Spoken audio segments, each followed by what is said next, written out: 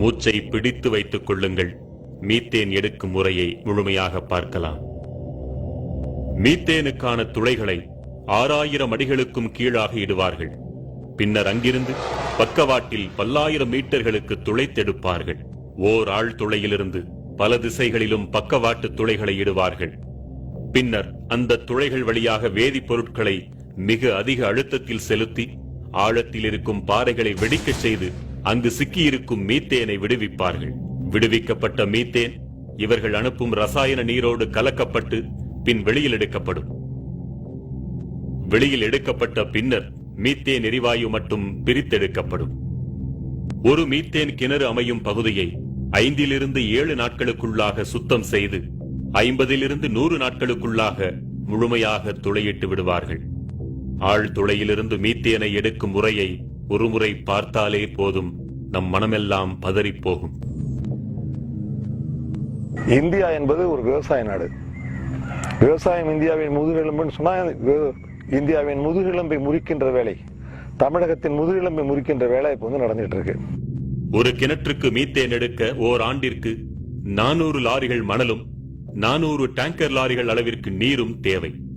அதாவது 100 வீடுகள் முழுமையாக கட்டுவதற்கான கட்டுமான பொருட்களை கொண்டு ஒரு முறை மீத்தேன் உறிஞ்சப்படுகிறது. ஒரு மீத்தேன் கிணற்றுக்கு மட்டும் 5 நாட்கள் நடக்கும் இந்த நீரியல் விரிசல் முறைக்கு 5,66,00,000 லிட்டர் தண்ணீர் தேவைப்படுகிறது. சோதனை முறையில் 50 கிணறுகளுக்கு மட்டும் கணக்கிட்டால் கூட 263 கோடி லிட்டர் தண்ணீர் தேவைப்படுகிறது. 50 கிணறுகளா என்று அவசரப்பட்டு வாயை பிளக்க வேண்டாம். நம்மை வாழ வைக்கும் தஞ்சை டெல்டா பகுதியில் சுமார் 2000 மீத்தேன் கிணறுகள் வரவிருப்பதாக புள்ளி விவரம் சொல்கிறது. அப்படியானால் அந்த 2000 கிணறுகளில் ஒரு முறை மீத்தேன் எடுக்க மட்டும் 4 TMC தண்ணீர் தேவைப்படும். 4 TMC நீர் என்றால் எவ்வளவு தெரியுமா? அதை கொண்டு சுமார் 40 லட்சம் பேருக்கு அன்றாடம் 100 லிட்டர் வீதம் ஆண்டு முழுவதும் பகிர்ந்தளிக்க முடியும். இன்னும் எளிமையாக சொல்வதென்றால் 40 லட்சம் பேருக்கு 365 நாட்களுக்கும் நாளொன்றுக்கு 5 குடம் தண்ணீர் வீதம் தர முடியும்.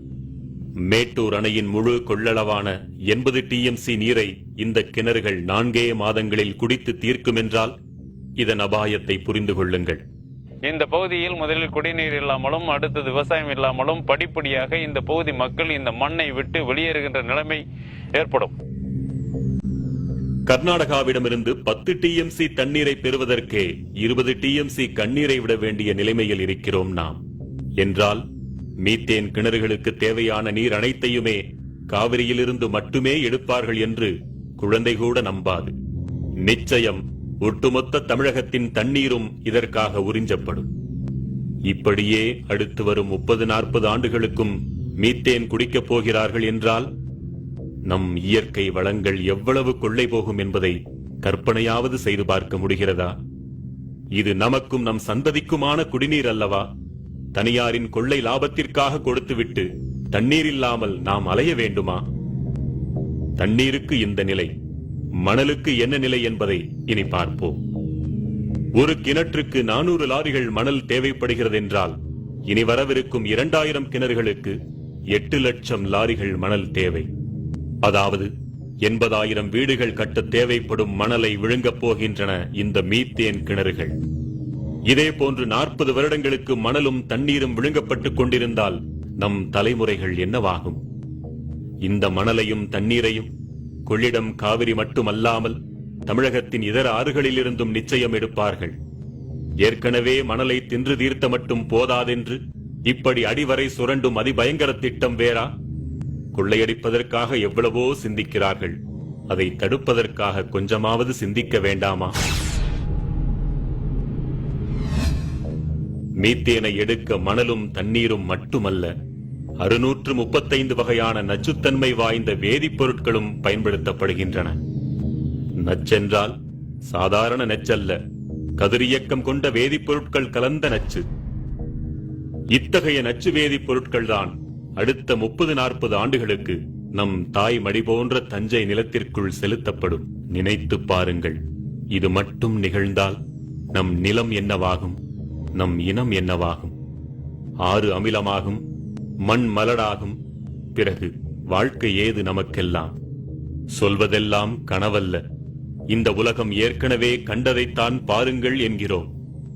வேற எந்த ஏரியாலையும் 1 கிலோமீட்டர் ஒரு கிராமங்கிறத பார்க்க முடியாது. ஓல்டு தஞ்சாவூர் டிஸ்ட்ரிக்ட், தஞ்சாவூர், திருவாரூர், நாகப்பட்டினம் எடுத்த தஞ்சாவூர் டெல்டால மட்டும்தான் இவ்வளவு டென்ஸ் பாப்புலேஷன் இருக்கிறது தமிழ்நாட்டில். இந்த டென்ஸ் பாப்புலேஷனோட வாழ்வாதாரம், வாழ்க்கை எல்லாத்தையும் கெடுத்துட்டு ஒரு டெவலப்மெண்ட் வந்ததுன்னா அது எந்த அளவுக்கு கரெக்டுங்கிறதுல யாராலையும் முடிவு சொல்ல முடியாத ஒரு விஷயம். இந்த பகுதியில் தான் பல்லுயிர் பெருக்கம் நிலவுகிறது. இந்த பகுதியில் தான் கோவில்கள் போன்ற பழங்கால சின்னங்கள் எல்லாம், நாகரிக சின்னங்கள் எல்லாம் இருக்கின்றன. இந்த பகுதியில் தான் மும்மதங்களின் புனித தலங்கள் எல்லாம் இருக்கின்றன. மீத்தேன் கிணற்று குழாய்களில் ஏற்படும் உடைப்புகள் மற்றும் பழுதுகள் காரணமாக மீத்தேன் கலந்த நீர் நிலத்தடி நீரோடு கலக்கிறது.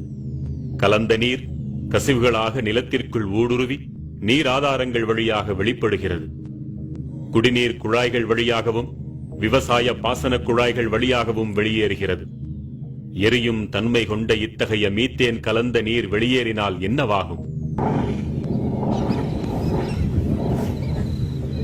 மீத்தேன் கழிவு கலந்த நீர் நெருப்பு பட்டவுடன் பற்றி எறிந்தது.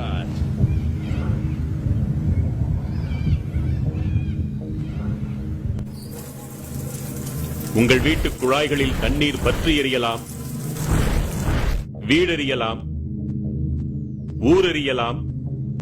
ஏரி, குளங்கள், ஆறுகள் அனைத்தும் தீ பற்றி எறியலாம். காவிரி டெல்டா தீக்காடாகலாம். வாழ வழியில்லாமல் யாவும் மீத்தேன் குடித்து சாகலாம். சற்றேனும் விழித்துக் கொண்டாலோ இத்தனையையும் தடுக்கலாம்.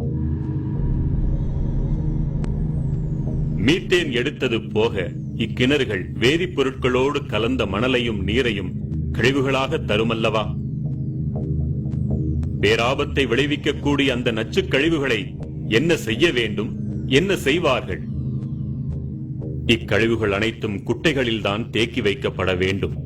அதுவும் பூமிக்குள் கசிந்து விடாதபடி குட்டைகளின் அடிப்பகுதியிலும் பக்கவாட்டிலும் சிமெண்டால் பூசி தண்ணீர் ஊடுருவாத தார்பாலின் கொண்டும் பாதுகாக்கப்பட வேண்டும் என்பது விதி.